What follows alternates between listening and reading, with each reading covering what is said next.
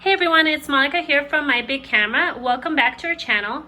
This is actually going to be a different type of video where we show you our lighting setup for newborn photography. We actually use a similar setup for studio photography as well, but I wanted to show you specifically what we use for photographing newborns. And hopefully this video is helpful to you in deciding what you need for your photography business. Okay, so let's get into it.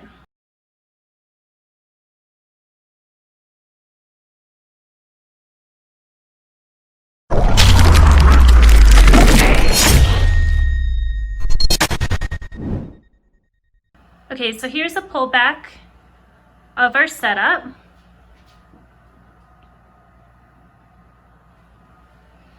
You can see that we use a backdrop stand with a bar at the top and a large rectangular beanbag. We do still use a beanbag. I know a lot of photographers have kind of switched away from using beanbags and use card tables or the extra large dog bed. Actually, we will be testing out the dog bed in a future video, so if you're interested in that, make sure to subscribe and hit that notification bell so that you're notified when we release that video. But anyways, we do use just a large square beanbag. It kind of has these tabs on the sides that we clipped the blanket to and stretch it. It does a pretty good job. It works for us. We use several blankets underneath. They're just large fleece blankets that we got from Walmart. So you should be able to find those anywhere.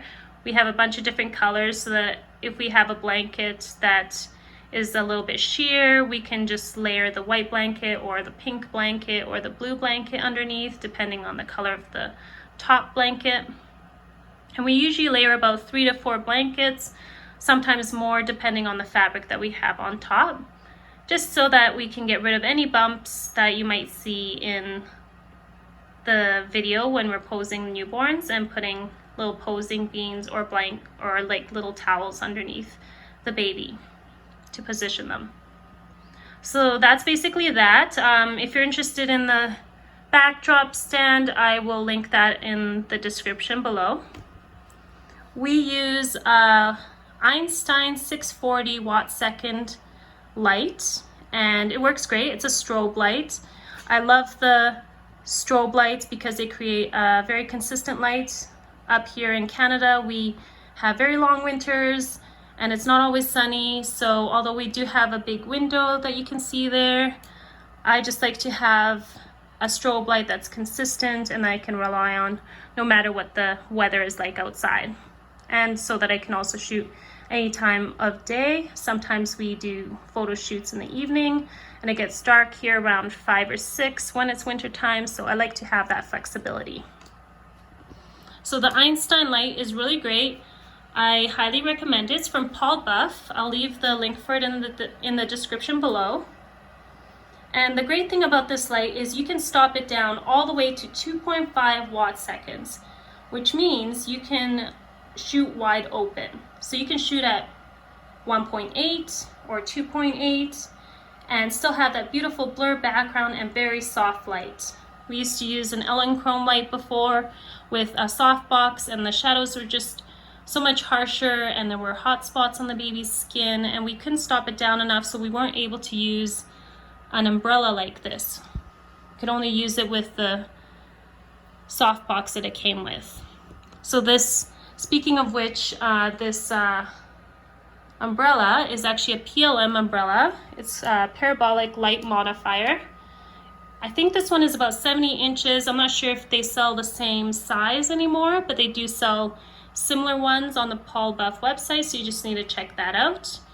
I love the size because the big umbrella disperses the light really nicely, creating very soft light and soft shadows. And I love the fact that the light reflects into it and it reflects off of a shiny silver surface inside, which I'll show you.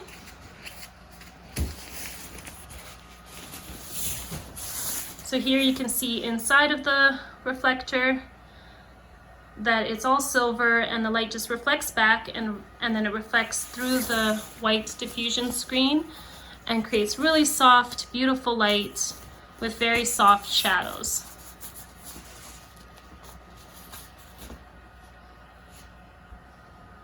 And on the light itself, we use these little cactus receivers. They come with a transmitter, 2 in a pack, so you get a receiver and a transmitter for your camera. I know they're not the fanciest thing in the world, but they work great for us and they're inexpensive, so we've always liked to use these. They're always nice to have just a couple extras on hand.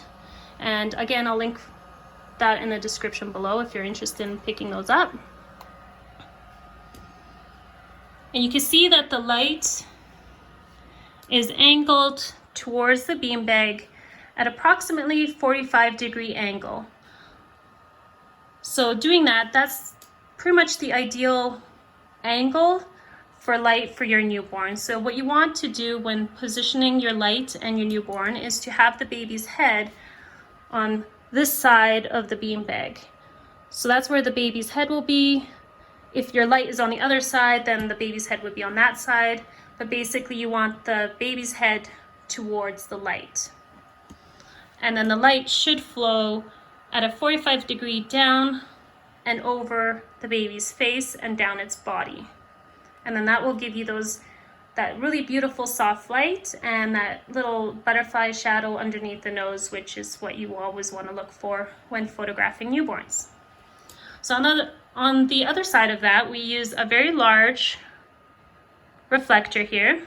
It's a 5-in-1 reflector, so has this white reflector which we use in the studio, but if we need more light, it does have the silver and gold reflectors, and it also has the diffusion screen, which if you take it apart, it has a diffusion screen. You can use that outside for diffusing sunlight.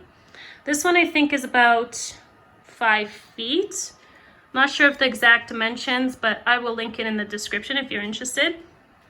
I like the size again because I put it on the other side of the light and it reflects the light back onto the baby and creates that really beautiful soft light over the baby. So it lightens all of the shadows, kind of lifts some of the shadows and makes them less harsh.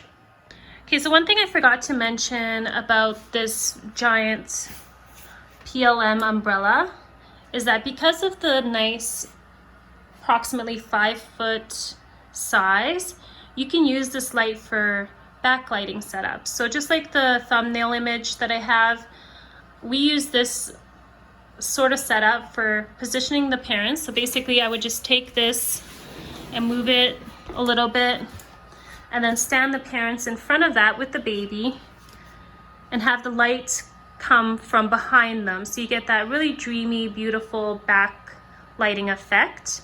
If you want, you can have another light from the front if you have a second light to light up their faces more, but if you really want that shadowy sort of dreamy type of look, all you need is this big soft box.